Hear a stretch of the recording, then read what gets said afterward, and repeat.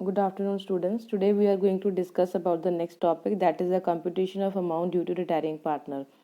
ਜਦੋਂ ਇੱਕ partner retire ਹੁੰਦਾ ਆ ਤੇ ਉਹਨੂੰ ਆਪਾਂ ਕੀ ਅਮਾਉਂਟ ਜਿਹੜਾ ਆ ਉਹਦੇ ਅਕਾਊਂਟ ਵਿੱਚ ਟ੍ਰਾਂਸਫਰ ਕਰਨਾ ਆ, ਕਿਹੜੇ ਕ੍ਰੈਡਿਟ ਬੈਲੈਂਸਸ ਨੇ ਤੇ ਕਿਹੜੇ ਡੈਬਿਟ ਬੈਲੈਂਸਸ ਨੇ, ਉਹ ਆਪਾਂ ਇੱਥੇ ਡਿਸਕਸ ਕਰਾਂਗੇ। ਜਿੱਦਾਂ ਕਿ ਤੁਸੀਂ ਐਡਮਿਸ਼ਨ ਪਾਰਟਨਰ ਵਿੱਚ ਪਾਰਟਨਰ ਦਾ ਕੈਪੀਟਲ ਅਕਾਊਂਟ ਬਣਾਉਣਾ ਸਟਾਰਟ ਕੀਤਾ ਸੀਗਾ, same with the retiring also partner ਦਾ ਕ੍ਰੈਡਿਟ ਬੈਲੈਂਸ ਟ੍ਰਾਂਸਫਰ ਕੀਤਾ ਜਾਂਦਾ ਸਭ ਤੋਂ ਪਹਿਲਾਂ।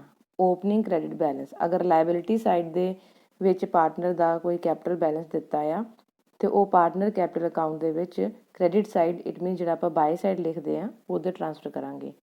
Next is share in the profit on revaluation of asset and reassessment of liability, ਜਿਹੜਾ ਕਿ ਰੀਵੈਲੂਏਸ਼ਨ ਅਕਾਊਂਟ ਦੇ ਪ੍ਰੋਫਿਟ ਹੁੰਦਾ ਆ ਉਹ ਵੀ ਬਾਈ ਸਾਈਡ ਟ੍ਰਾਂਸਫਰ ਹੋਏਗਾ। Share of reserve and accumulated profit, ਜਿਹੜਾ ਵੀ ਕੋਈ ਰਿਜ਼ਰਵਸ ਵਗੈਰਾ ਹੁੰਦੇ ਆ ਉਹ ਵੀ ਪਾਰਟਨਰ ਕੈਪੀਟਲ ਅਕਾਊਂਟ ਦੇ ਬਾਈ ਸਾਈਡ ਟ੍ਰਾਂਸਫਰ ਕੀਤੇ ਜਾਂਦੇ ਆ। Share of goodwill of the firm, goodwill ਦਾ ਟ੍ਰੀਟਮੈਂਟ ਤੁਹਾਨੂੰ ਆਲਰੇਡੀ ਪਹਿਲਾਂ ਦੱਸਿਆ ਆ। Gaining partner to retiring partner ਜਿਹੜਾ ਆਪਾਂ ਜਨਰਲ ਐਂਟਰੀ ਕਰਦੇ ਆ ਉਹਦੇ ਅਕੋਰਡਿੰਗ ਅਕਾਊਂਟਿੰਗ ਟ੍ਰੀਟਮੈਂਟ ਹੋਏਗਾ ਇਹਦਾ।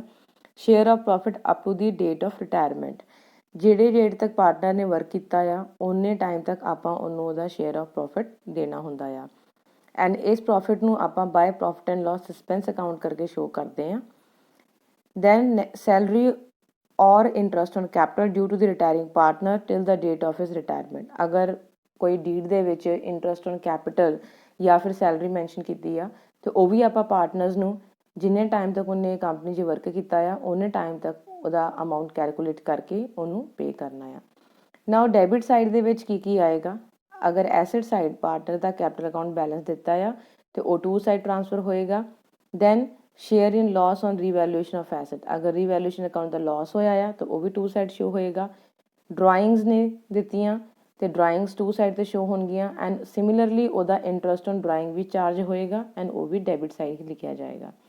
Share in ਐਕੂਮੂਲੇਟਿਡ ਲਾਸਿਸ of past year ਔਰ ਈਅਰਸ, ਅਗਰ ਕੋਈ ਤੁਹਾਨੂੰ ਲਾਸ ਦਿੱਤਾ ਹੋਇਆ ਆ, ਕਈ ਵਾਰੀ ਕੀ ਹੈ ਐਸਿਡ ਦੇ ਵਿੱਚ ਦਿੱਤਾ ਹੁੰਦਾ ਪ੍ਰੋਫਿਟ ਐਂਡ ਲਾਸ ਅਕਾਊਂਟ ਜਾਂ ਐਡਵਰਟੀਜ਼ਮੈਂਟ ਸਸਪੈਂਸ ਦਿੱਤਾ ਹੁੰਦਾ ਆ ਤੇ ਉਹ ਵੀ ਆਪਾਂ ਪਾਰਟਨਰਸ ਕੈਪੀਟਲ ਅਕਾਊਂਟ ਦੇ to side debit side distribute ਕਰਾਂਗੇ among all the partners in the old ratio. Advance or loan taken by him from the firm if any, अगर retiring partner ने firm तो कोई loan लिया आ तो वो भी debit side transfer होएगा। Now this is one of the example ਜਿਹਦੇ ਵਿੱਚ ਤੁਹਾਨੂੰ ਦੱਸਿਆ ਜਾਏਗਾ ਕਿ ਰਿਟਾਇਰਿੰਗ ਪਾਰਟਨਰ ਦਾ share of profit up to the date of retirement ਕਿੱਦਾਂ ਕੈਲਕੂਲੇਟ ਕਰੀਦਾ ਆ ਐਂਡ ਗੁੱਡਵਿਲ ਅਕਾਊਂਟ ਜਿਹੜਾ ਆ ਉਹਦਾ ਟ੍ਰੀਟਮੈਂਟ ਕਿੱਦਾਂ ਹੁੰਦਾ ਆ। So C and D are the partners. Ratio is equal 1:1. C retires on 30th September 2019. Session ਜਿਹੜਾ end ਹੋ ਰਿਹਾ 31st March 2020 ਨੂੰ and partner retire ਹੋਇਆ 30th September ਨੂੰ। His share of profit to the date of retirement calculated on the basis of average profit of 3 preceding completed years. ਮੀਨ ਜਿਹੜੇ ਪਿਛਲੇ 3 ਸਾਲ proceed ਹੋਏ ਆ ਉਹਨਾਂ ਦੇ ਐਵਰੇਜ ਪ੍ਰੋਫਿਟ ਪਹਿਲਾਂ ਕੈਲਕੂਲੇਟ ਕਰੋਗੇ ਐਂਡ ਉਹਦੇ ਬੇਸ ਤੇ ਸੀ ਦਾ ਜਿਹੜਾ ਆ ਤੁਸੀਂ ਸ਼ੇਅਰ ਆਫ ਪ੍ਰੋਫਿਟ ਕੈਲਕੂਲੇਟ ਕਰਨਾ ਆ। ਸੋ ਇਹ ਇੱਥੇ ਕੀ ਕੀਤਾ ਆਪਾਂ, ਸਭ ਤੋਂ ਪਹਿਲਾਂ ਐਵਰੇਜ ਪ੍ਰੋਫਿਟ ਫਾਈਂਡ ਆਊਟ ਕੀਤਾ ਆ, 3 ਸਾਲ ਦੇ ਪ੍ਰੋਫਿਟ ਨੂੰ ਐਡ ਕਰ ਲਿਆ, 3 ਨਾਲ ਡਿਵਾਈਡ ਕਰ ਲਿਆ, ਐਵਰੇਜ ਆ ਗਿਆ। ਸੀ ਦਾ ਸ਼ੇਅਰ ਆਫ ਪ੍ਰੋਫਿਟ ਕੱਢਿਆ, ਜਿੰਨਾ ਐਵਰੇਜ ਆਇਆ ਮਲਟੀਪਲਾਈ ਬਾਈ ਸੀ ਦਾ ਸ਼ੇਅਰ ਕਿਉਂਕਿ ਇਕੁਅਲ ਸੀਗੇ ਸੋ 1/2 ਦਾ ਸ਼ੇਅਰ ਹੋ ਗਿਆ ਐਂਡ 6/12 ਕਿਉਂਕਿ 6 ਮੰਥ ਉਹਨੇ ਵਰਕ ਕੀਤਾ ਆ। ਸੈਸ਼ਨ ਸਟਾਰਟ ਹੁੰਦਾ ਹੈ 1 April ਤੋਂ ਐਂਡ ਉਹ ਰਿਟਾਇਰ ਹੋਇਆ 30 September, ਸੋ 6 ਮੰਥ ਬਣਦੇ ਆ। 6 ਮੰਥ ਦੇ ਅਕੋਰਡਿੰਗ ਉਹਦਾ ਸ਼ੇਅਰ ਆਫ ਪ੍ਰੋਫਿਟ ਆਇਆ 550।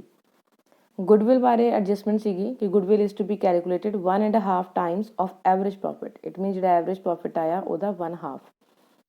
ਗੁੱਡਵਿਲ ਐਵਰੇਜ ਆਈ ਸੀਗੀ 2200, ਉਹਦਾ 1/2 ਆਪਾਂ ਹੋਲ ਫਰੈਕਸ਼ਨ 'ਚ ਕਨਵਰਟ ਕਰ ਲਿਆ, 3/2 ਆ ਗਿਆ। 3300 ਜਿਹਦੇ ਵਿੱਚੋਂ ਆਪਾਂ ਸਿੱਧਾ ਸ਼ੇਅਰ ਫਾਈਂਡ ਆਊਟ ਕੀਤਾ ਤੇ ਆਂਸਰ ਆਇਆ 1650।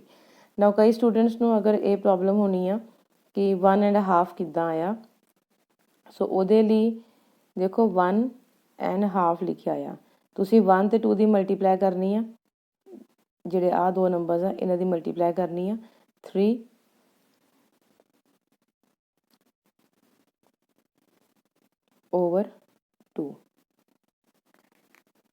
ਪਹਿਲਾਂ 1 ਤੇ 2 ਨੂੰ ਮਲਟੀਪਲਾਈ ਕੀਤਾ 2 ਆਇਆ, ਦੈਨ ਉਹਦੇ ਵਿੱਚ ਨਿਊਮਰੇਟਰ ਪਲੱਸ ਕੀਤਾ 1, ਸੋ /2 3/2 ਆਏਗਾ। ਸੋ ਦਿਸ ਇਜ਼ ਹਾਊ ਅਗਰ ਤੁਹਾਨੂੰ ਕੋਈ ਮਿਕਸ ਫਰੈਕਸ਼ਨ ਦਿੱਤਾ ਆ ਉਹਨੂੰ ਹੋਲ ਫਰੈਕਸ਼ਨ 'ਚ ਕਿੱਦਾਂ ਕਨਵਰਟ ਕਰਨਾ ਆ। Next this is the question ਜਿਹਦੇ ਵਿੱਚ ਪਾਰਟਨਰ ਦਾ ਰੀਵੈਲੂਏਸ਼ਨ ਅਕਾਊਂਟ ਬਣਾਉਣਾ ਆ, ਪਾਰਟਨਰ ਕੈਪੀਟਲ ਅਕਾਊਂਟ ਬਣਾਉਣਾ ਆ ਐਂਡ ਬੈਲੈਂਸ ਸ਼ੀਟ ਬਣਾਉਣੀ ਆ। ਇਹ ਐਡਜਸਟਮੈਂਟਸ ਨੇ। ਰੀਵੈਲੂਏਸ਼ਨ ਅਕਾਊਂਟ ਬਣਾਇਆ, ਕੁਐਸਚਨ ਵਿੱਚ bad debts to be written off ਲਿਖਿਆ ਸੀਗਾ। ਪੇਟੈਂਟਸ ਵੈਲਿਊਲੈਸ ਨੇ, ਇਟ ਮੀਨਸ ਪੇਟੈਂਟ ਡਿਕਰੀਜ਼ ਹੋ ਗਏ ਐਂਡ ਲਾਸ ਔਨ ਰੀਵੈਲੂਏਸ਼ਨ ਆ ਗਿਆ 11,000 ਜਿਹੜਾ ਕਿ ਆਪਾਂ 2:1 ਰੇਸ਼ੋ ਦੇ ਵਿੱਚ ਡਿਵਾਈਡ ਕਰਤਾ।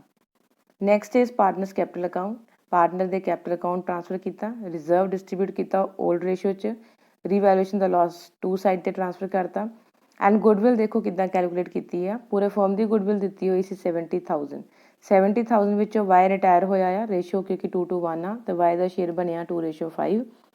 ਵਾਈ ਦਾ ਸ਼ੇਅਰ ਆਇਆ 28,000 ਜਿਹੜਾ ਕਿ ਐਕਸ ਤੇ ਜ਼ੈਡ ਦੋਵੇਂ ਆਪਣੇ ਰਿਮੇਨਿੰਗ ਸ਼ੇਅਰ ਜਿਹੜਾ ਕਿ ਗੇਨਿੰਗ ਰੇਸ਼ੋ ਬਣ ਗਿਆ ਆ 2:1 ਦੇ ਵਿੱਚ ਉਹਨੂੰ ਪੇ ਕਰਨਗੇ। ਵਾਈ ਰਿਟਾਇਰਿੰਗ ਪਾਰਟਨਰ ਆ, ਇਸ ਕਰਕੇ ਉਹਦਾ ਜਿਹੜਾ ਅਕਾਊਂਟ ਆ ਉਹ ਕੀ ਹੋਏਗਾ, ਕ੍ਰੈਡਿਟ ਹੋਏਗਾ। ਸੋ ਵਾਈ ਦਾ ਅਕਾਊਂਟ ਆਪਾਂ ਕ੍ਰੈਡਿਟ ਕਰ ਰਹੇ ਹਾਂ। ਐਕਸ ਨੇ ਦਿੱਤਾ 18,667 ਐਂਡ ਜ਼ੈਡ ਨੇ ਦਿੱਤਾ 9,333। ਸਿਮਿਲਰਲੀ ਡੈਬਿਟ ਸਾਈਡ 'ਤੇ ਤੁਸੀਂ ਐਕਸ ਦਾ ਅਤੇ ਜ਼ੈਡ ਦਾ ਜਿਹੜਾ ਅਕਾਊਂਟ ਆ ਉਹ ਡੈਬਿਟ ਕਰੋਗੇ। ਆਫਟਰ ਡੈਬਿਟਿੰਗ ਅਕਾਊਂਟ ਨੂੰ ਬੈਲੈਂਸ ਕਰ ਦੇਣਾ ਆ। ਐਕਸ ਤੇ ਜ਼ੈਡ ਦਾ ਜਿਹੜਾ ਬੈਲੈਂਸ ਆਏਗਾ ਉਹ 2 ਬੈਲੈਂਸ ਕੈਰੀ ਡਾਊਨ ਕਰਕੇ ਲਿਖਿਆ ਜਾਏਗਾ ਐਂਡ ਵਾਈ ਕਿਉਂਕਿ ਰਿਟਾਇਰ ਹੋ ਰਿਹਾ ਆ ਉਹਦਾ 2 ਵਾਈ ਲੋਨ ਕਰਕੇ 91,000 ਲਿਖਤਾ ਆ। After this balance sheet creditor 'ਤੇ ਕੋਈ ਐਡਜਸਟਮੈਂਟ ਨਹੀਂ, ਐਜ਼ ਇਟ ਇਜ਼ ਅਮਾਊਂਟ ਲਿਖਤਾ। ਵਾਈ ਦੀ ਬੈਲੈਂਸਿੰਗ ਫਿਗਰ ਆਈ ਸੀ 91,000 ਉਹ ਲਿਖਤੀ, ਐਕਸ ਤੇ ਜ਼ੈਡ ਦਾ ਬੈਲੈਂਸ ਲਿਖਤਾ। ਕੈਸ਼ ਐਜ਼ ਇਟ ਇਜ਼ ਆ। ਡੈਟਰਸ ਦੇ ਵਿੱਚੋਂ ਬੈਡ ਡੈਟ ਮਾਈਨਸ ਕਰਤਾ, stock and building as it is ਆ ਗਿਆ। ਪੇਟੈਂਟਸ ਵੈਲਿਊਲੈਸ ਸੀਗੇ, ਇਸ ਕਰਕੇ ਉਹਨਾਂ ਦੀ ਵੈਲਿਊ 0 ਹੋ ਗਈ, ਉਹ ਬੈਲੈਂਸ ਸ਼ੀਟ ਦੇ ਵਿੱਚ ਨਹੀਂ ਆਏਗਾ। ਸਟੂਡੈਂਟਸ ਵਨ ਥਿੰਗ ਮੋਰ, ਸਿਲੇਬਸ ਦੇ ਵਿੱਚ ਪਾਰਟਨਰਸ ਕੈਪੀਟਲ ਅਕਾਊਂਟ ਜਿਹੜਾ ਆ ਉਹ ਸਿਰਫ ਐਡਜਸਟਮੈਂਟ ਟੌਪਿਕ ਡਿਲੀਟਡ ਆ। ਇਟ ਮੀਨਸ ਕਿ ਰਿਟਾਇਰਿੰਗ ਕੇਸ ਦੇ ਵਿੱਚ ਤੁਹਾਨੂੰ ਕੈਪੀਟਲ ਅਕਾਊਂਟ ਐਡਜਸਟ ਨਹੀਂ ਕਰਨੇ ਆ।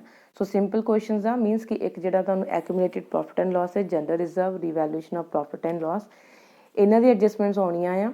ਕੈਪੀਟਲ ਅਕਾਊਂਟ ਦੇ ਥਰੂ ਐਡਜਸਟਮੈਂਟਸ ਕੋਈ ਨਹੀਂ ਆਏਗੀ। ਸੋ ਕਿਉਂਕਿ ਪ੍ਰੈਪਰੇਸ਼ਨ ਆਫ ਬੈਲੈਂਸ ਸ਼ੀਟ ਜਿਹੜਾ ਆ ਸਿਲੇਬਸ 'ਚ ਹੈਗਾ ਆ, ਅਤੇ ਬਿਨਾਂ ਪਾਰਟਨਰਸ ਕੈਪੀਟਲ ਅਕਾਊਂਟ ਬਣਾਏ ਆਪਾਂ ਬੈਲੈਂਸ ਸ਼ੀਟ ਪ੍ਰਿਪੇਅਰ ਨਹੀਂ ਕਰ ਸਕਦੇ। I hope it is clear to everyone.